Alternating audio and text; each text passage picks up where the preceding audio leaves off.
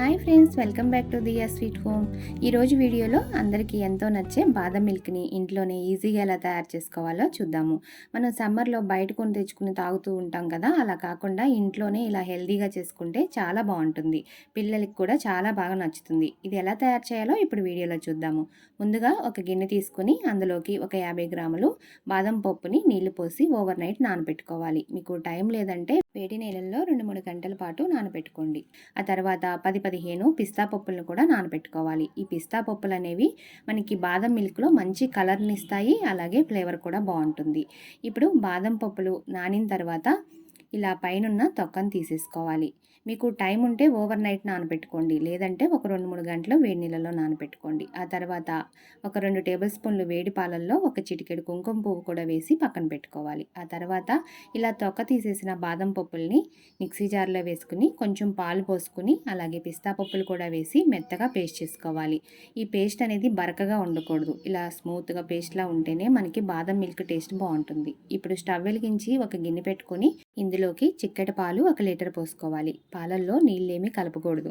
నీళ్లు కలిపితే బాదం మిల్క్ అనేది టేస్ట్ బాగుండదు. ఇలా చిక్కటి పాలతో చేసుకుంటే టేస్ట్ బాగుంటుంది. పాలు ఇలా 2 పొంగులు వచ్చేంత వరకు కాచుకుని ఆ తర్వాత మనం గ్రైండ్ చేసి పెట్టుకున్న బాదం పేస్ట్ని కూడా వేసుకుని కలుపుకుంటూ మరొక 10 నిమిషాల పాటు స్టవ్ని మీడియం ఫ్లేమ్లో పెట్టుకుని కాచుకోవాలి. ఇలా కాగిన తర్వాత ఇందులోకి మనం నానబెట్టి పెట్టుకున్న కుంకుమ పువ్వును కూడా వేసుకోవాలి. కుంకుమ పువ్వు అనేది కలర్ కోసం వేసుకుంటాము. మీ దగ్గర ఉంటే వేసుకోండి, లేదంటే వేసుకోకపోయినా పర్వాలేదు. ఇలా ఒక 10-15 నిమిషాలు కాచుకున్న తర్వాత మనకి కలర్ అనేది లైట్గా చేంజ్ అవుతుంది. మనం వేసిన బాదం పేస్ట్ కూడా చక్కగా ఉడికి ఫ్లేవర్ అనేది బాగుంటుంది.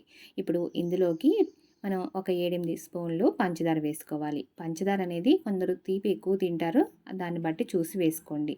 నేనైతే ఒక 7 స్పూన్లు పంచదార వేసుకున్నాను.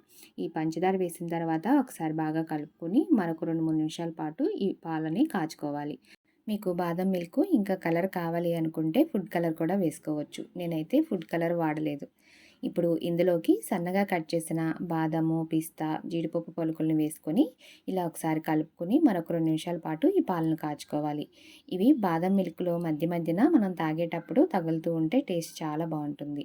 ఇలా ఒక 2 నిమిషాల తర్వాత పాలు అనేవి ఇలా కలర్ చేంజ్ అయ్యి చిక్కబడతాయి. చూస్తున్నారు కదా, ఇలా చిక్కబడితే సరిపోతుంది. ఇప్పుడు స్టవ్ ఆఫ్ చేసేసుకుని వీటిని పూర్తిగా చల్లారి పెట్టుకుని ఆ తర్వాతే ఫ్రిడ్జ్లో పెట్టుకోవాలి.